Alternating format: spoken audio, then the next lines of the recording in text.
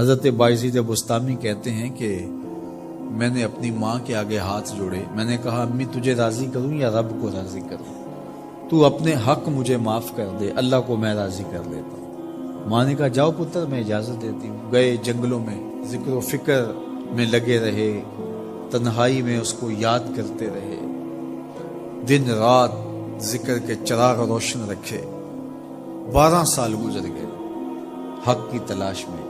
ایک دن واپس بستام کے قریب سے گزر رہے تھے، خیال آیا چلتے چلتے ماں کو سلام کر جاؤں۔ دروازے کو دستک دینے لگے تو اس خیال نے ہاتھ روک لیا کہ ساری زندگی ماں کو سکھ تو دیا کوئی نہیں، اب دکھ بھی کیوں دینے لگے؟ رات کا ایک پہر بیت گیا ہے، سردیوں کی لمبی رات ہے، ماں بستر میں لیٹی ہوگی، تیرے لیے اٹھے گی، دروازہ کھولے گی، دروازے کے ساتھ ہی لگ کے بیٹھ گئی اور ساری رات کاٹ دی، اس خیال سے کہ ماں کو تکلیف نہ ہو۔ جب سحری کا وقت ہوا تو اندر سے جو نالی آتی تھی اس نالی سے پانی آیا، سمجھ گئے میری ماں تہجد کے لیے اٹھی ہے اور وضو کا پانی ہے، تو فوراً دروازے پہ دستک دی۔ اندر سے آواز آئی بیٹا بایزید میں ابھی آئی۔ مائیں بیٹوں کے دستک کے انداز سے جان لیتی ہیں یہ کس بیٹے کے ہاتھوں کا لمس ہے۔ 12 سال کے بعد آئے، دستک دی، کہا بیٹا بایزید میں ابھی آئی۔ ماں کی تو نگاہیں ہی دروازے پہ رہتی ہیں۔ اللہ اکبر۔ کہتے ہیں کہ ماں نے دروازہ کھولا، 12 سال جنگلوں کی خاک چھانتے بیت گئی تھی، پراگندہ صورت، بکھرے ہوئے بال، پھٹے ہوئے کپڑے۔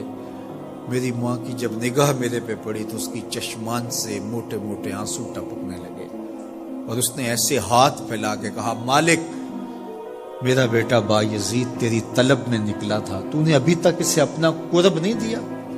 حضرت بایزید بستامی کہتے ہیں 12 سال کی ریاستوں سے جو کچھ نہیں ملا تھا ماں کے اٹھے ہوئے ہاتھوں سے مل گیا۔ میں نے کہا مالک میں تجھے کہاں ڈھونڈ رہا ہوں، تو کہاں موجود؟ تو ماں باپ کی رضا اللہ کی رضا کا دروازہ کھولتی ہے۔ جن لوگوں کے ماں باپ ناراض ہیں اور وہ جا کے پیر صاحب کی خدمت کرتے ہیں اور میاں ماں کے قدم چومو، باپ کی ٹانگیں دباؤ، ان کی خدمت کرو، تمہارے پہلے مرشد وہ ہے، ان کو راضی کرو، پھر کسی شیخ کامل کی صحبت میں آنا، دیکھو کیسے دل کی بند کھڑکیاں کھلتی ہیں۔ ایک مرشد تو ناراض کر رہا ہے اور دوسرے مرشد سے تمہیں کیا ملے گا؟ تو راستہ یہیں سے کھلے گا۔ والدین کو کبھی ناراض نہ کرو، والدین کو کبھی دکھ نہ دو، والدین کو کبھی تکلیف نہ پہنچاؤ، اور والدین کو بھی چاہیے کہ اپنی اولاد کو اپنا نافرمان نہ بنائے۔